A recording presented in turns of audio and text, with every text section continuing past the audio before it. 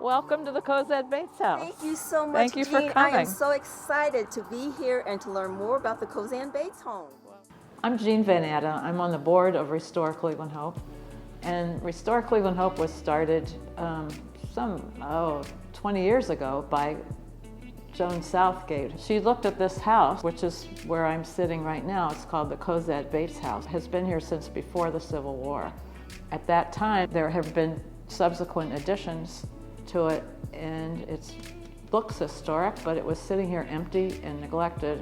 She was just so full of this important history that wasn't being told. She felt that this house would be a wonderful way to preserve it and keep it for the future generations to learn about what happened on the Underground Railroad in Ohio.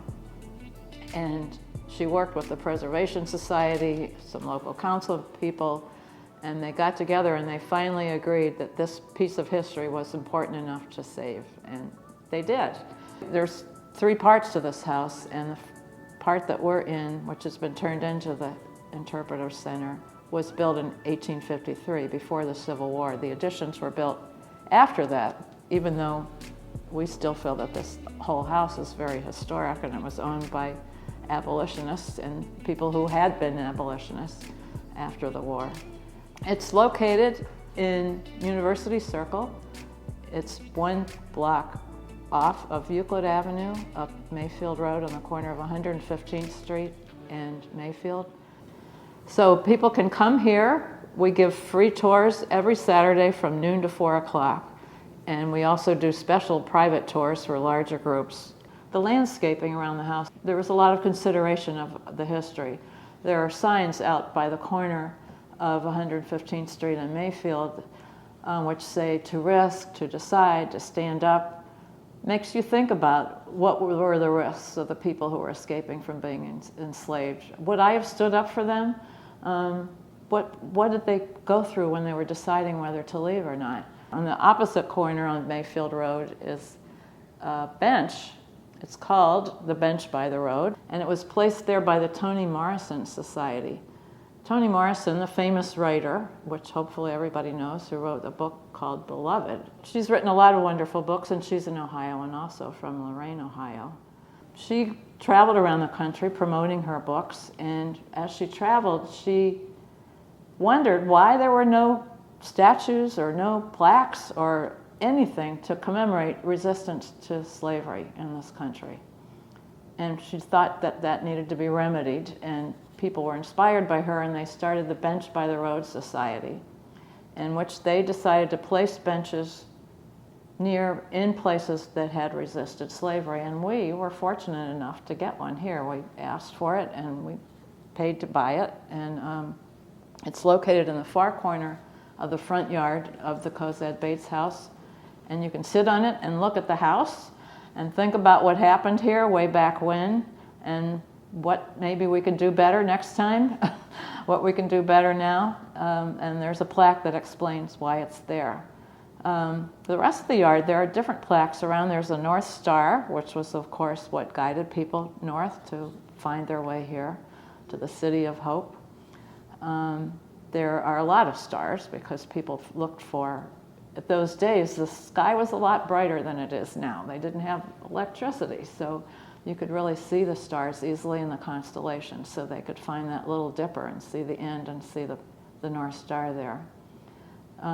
There are plantings in it's actually a sewage drainage area, but the plantings were selected intentionally because they are plants that may have been encountered on the way here through Ohio and through Kentucky and through Virginia. Echinacea and thistles and all different kinds of flowers that could be culinary or medicinal.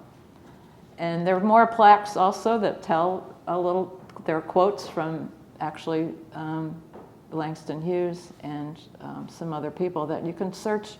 We have a find and seek card that asks questions like, what is the 20th century black poet whose quote is found in the yard out there that says, say, who are you that mumbles in the dark? And you go find it, and if you want to find it without going there, you can look at our website. as most people know, when going along the Underground Railroad was a very secretive kind of experience that you couldn't talk about, you could only talk to the trusted people. You had to figure out who you could trust and who you couldn't. Most people who came through Ohio didn't have a guide. We hear a lot about Harriet Tubman, and she helped a lot of people who escaped along the eastern shore of Maryland, where she was from. But in Ohio, we didn't have a Harriet Tubman. Most people who left probably left by themselves, or maybe with a spouse, perhaps with a spouse and a child, but not really a real guide. They mostly came from the adjacent states, Kentucky and what's now West Virginia, that was called Virginia at the time, because they were close and they could go across the river and get to Ohio. And most of the people who would have done that knew that the code name for the city of Cleveland was Hope. And that was a powerful, powerful image to have, to hold up. The hope that you could get there, and if you could get to Hope, you could probably get on to Canada, and where you'd really be free, where slavery had been eliminated years before. One of the people who helped people get across the Ohio River was John Parker, and he was an amazing person, and he actually wrote an autobiography, so we know something about his incredible feats, and inspired by the dream of the hope of Cleveland. This is the pattern, the quilt pattern. All these quilt patterns mean something to someone. It was part of the code that some people believe this code was used as part of telling secrets. There were songs, there were stories, there were symbols. This is the crossroads pattern, which is on this table as well, that represented the city of Cleveland. There are many patterns here, some of which were created then and could have been hung on a clothesline for people to see along the way that pointed north. Everything about escaping, if you didn't have Harriet Tubman to help you, you had the North Star.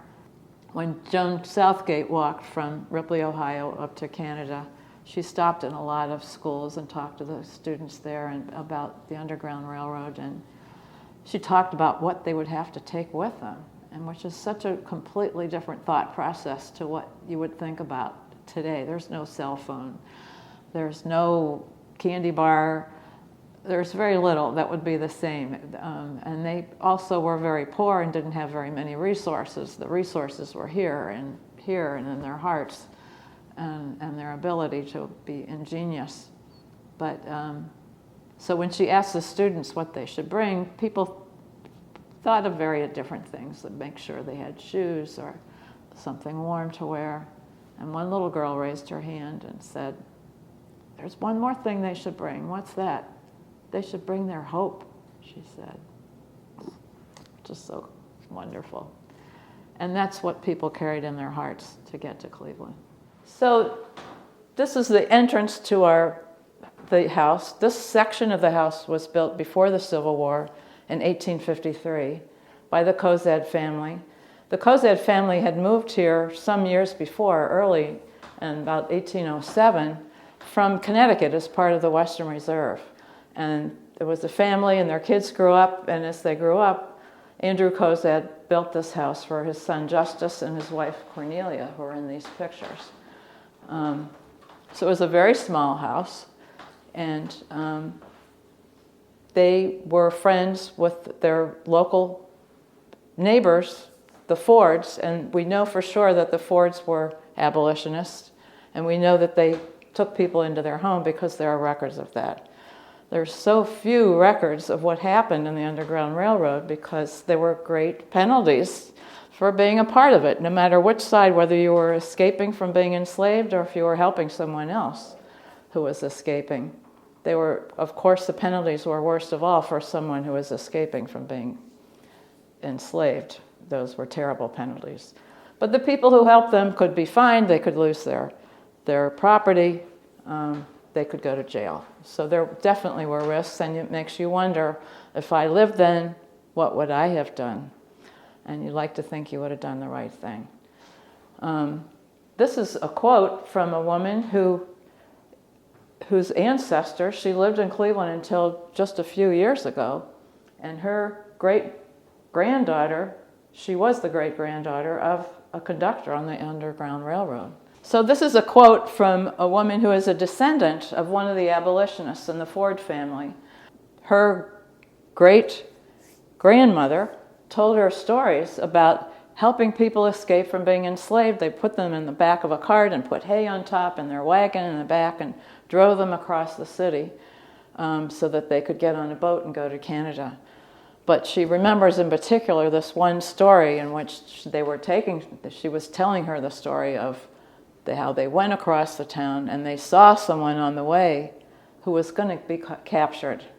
And they couldn't do anything to help her because if they had helped her, they would have lost the person that they had in the back of the wagon.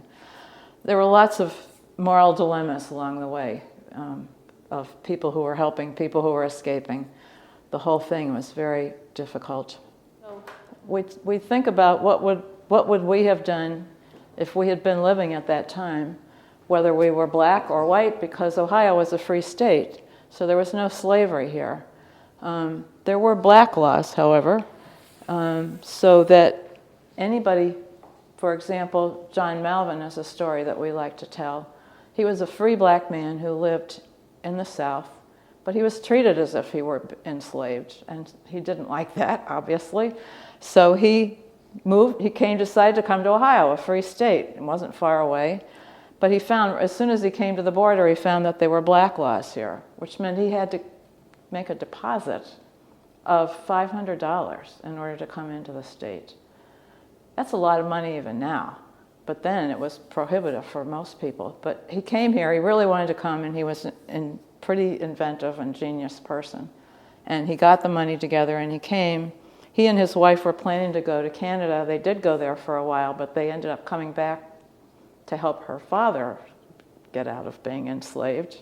And they ended up staying in Ohio and making a commitment to make it a better place. And he really made a big mark on this state. He stayed here.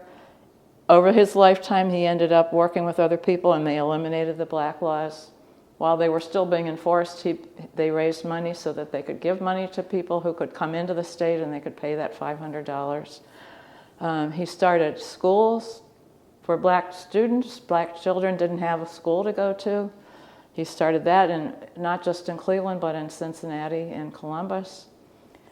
He was very instrumental in helping people make this a better place to be. It's interesting to note that when Ohio became a state, they had to vote on whether they would allow slavery or not. And the people against slavery won by one vote. So it was very close. So it's not surprising that the people who were more interested in keeping slavery here, some of them had moved from an adjacent slave state. They were probably the ones who instituted the black laws.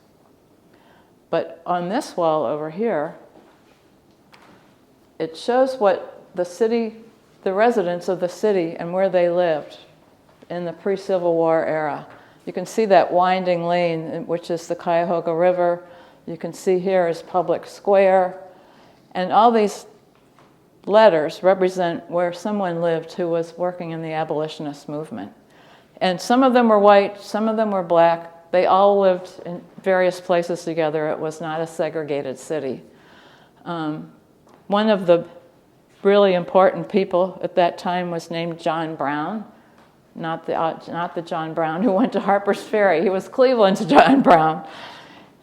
He was a barber, and he lived right there on D, which is not far from the lake. So this cart that we were talking about before with a person hiding in the back may have been on their way to his barber shop, because people would tend to bring people to his barber shop and he would get them over to the lake to get on a boat to go to Canada.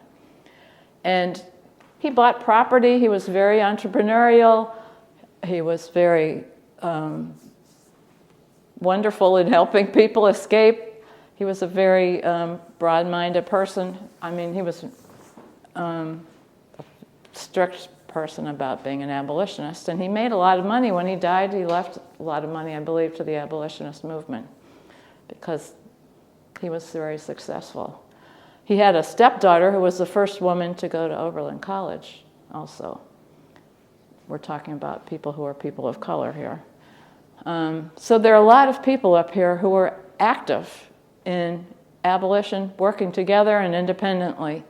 And it's very inspiring for us to know. I mean, one of the reasons that we have Restore Cleveland Hope is resurrected these stories and researched this history, which wasn't being told, is if you understand the past, then you know more about how to handle the present, and hopefully it makes the future better. And we think that past is a really important past to understand. And one that we haven't talked about, one that was very secretive because there were so many risks involved. And the Underground Railroad in Cleveland was very active. The state of Ohio had more. Here's a map which shows the Underground Railroad routes through Ohio. There were hundreds and hundreds of miles and paths through the state. There were more paths through Ohio than all the other states put together. And it's believed that of all the people who managed to escape from slavery, 40% of them went through the state of Ohio. And yet all of that was a secret. Very little of it was written down. When Joan Southgate walked from Ripley, Ohio, down here, up to Canada, she met people along the way who said, "We have a funny room in our house. We have this little funny doorway that doesn't seem to go anywhere." And they realized it was probably part of the Underground Railroad because there were a lot of stops along the way. If you started at Ripley, which was a good place to start, it's right on the Ohio River, and there were two famous people who were abolitionists there. One was John Rankin, who was a minister, and the other was somebody who had escaped from being enslaved. And he became a free man in Ohio and helped people get across the river and on. So when they went there, when they stopped in Ripley, when he helped them get over the river, then they had to figure out where to go next. And that you never know, where's the safe place? Because there's always somebody behind you. There's always a dog, there's always a horse, there's always a person who might get a reward.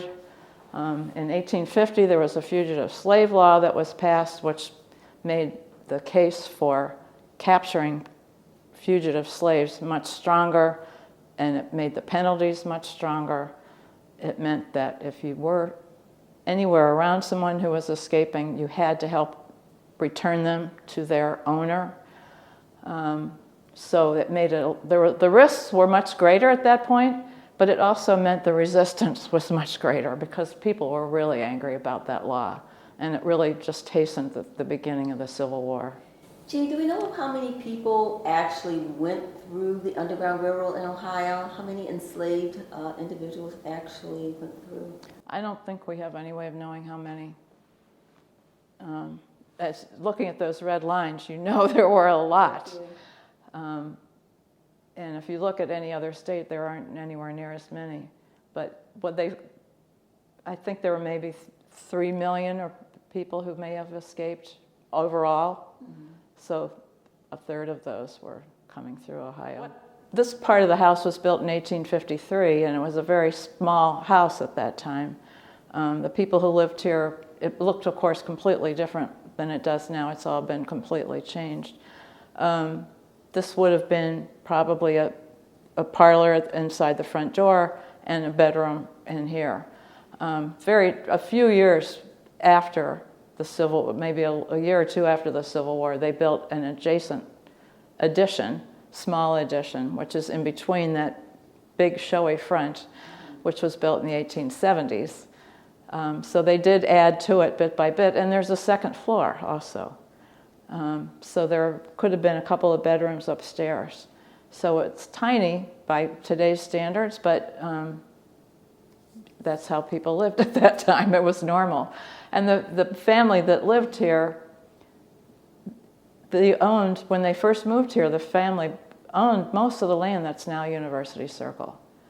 And so even though they lived modestly, they had several houses among all the different family members, and they had a grist mill. They had a brickyard, which is all the buildings that they built. You can see are all made from bricks.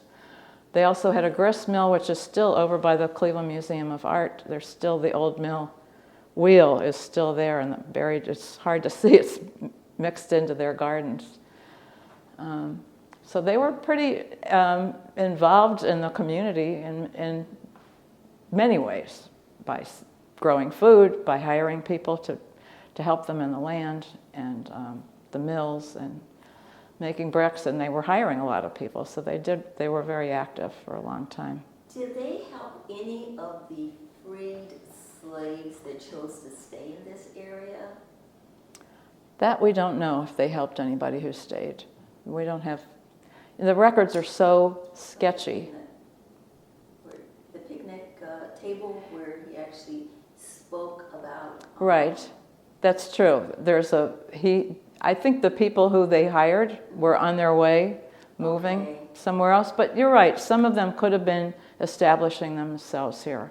There were people who ended up staying in Ohio, in different parts of Ohio, and Cleveland certainly is part of it.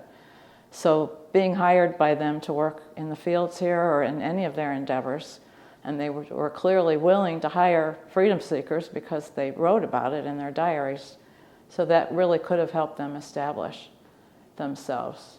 And the community, and the abolitionist community in Cleveland, which was a mixed race group of people, really did try to help people.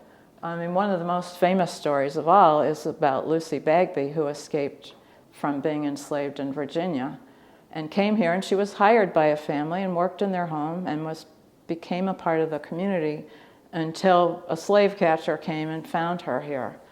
And then it became a controversy in the town, because what should we do? Should we return her to her owner, which is abhorrent to us, we're so against slavery, and we would send somebody back? That's terrible.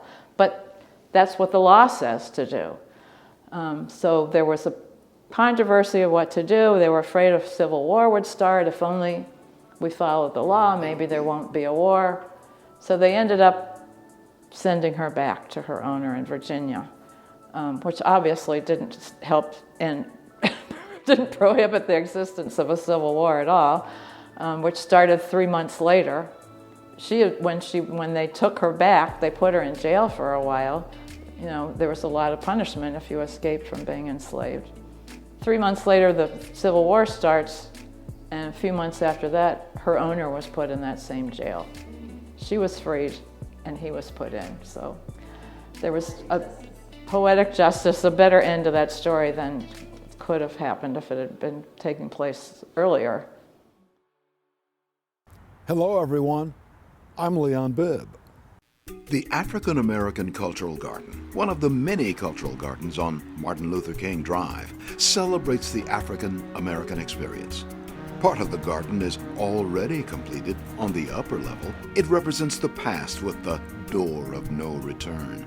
You can walk between the black granite walls and imagine the fearful experience of those taken from Africa in tight quarters on slave ships. This is Danita Harris from News 5. What has not been built yet is a channel for water that cascades down the hill, representing the Middle Passage on the Atlantic Ocean. It leads to a black granite terrace that will host events. It is etched with the Little Dipper and the North Star, which guided thousands of enslaved people to freedom in the North. I'm Wayne Dawson. The water will continue to flow down the hillside in reference to the Ohio River and the Great Lakes that facilitated the journey to a better life. It also marks the continued struggle of black people to the present. The garden will end at Martin Luther King Drive. The entire structure will symbolize the spirit and tremendous resilience of our parents, grandparents, and great-grandparents who came from the South to a better life in the North. This is Harry Boomer. The future platform beside the MLK Boulevard's walking trail will have benches and a water feature that gives homage to our past and hope to our future generations that anything is possible regardless of the challenges. This is Obi Shelton. Let's finish it. The African American Cultural Garden has a portion already built at the top of the hill. With your help, it will cover the entire hill as a magnificent tribute to those who came before us, as well as a symbol of pride and hope for future generations. We need your donations of money, time, and energy to make it happen. Everybody can contribute something. We can do it. Click the support button to get involved. Let's finish it.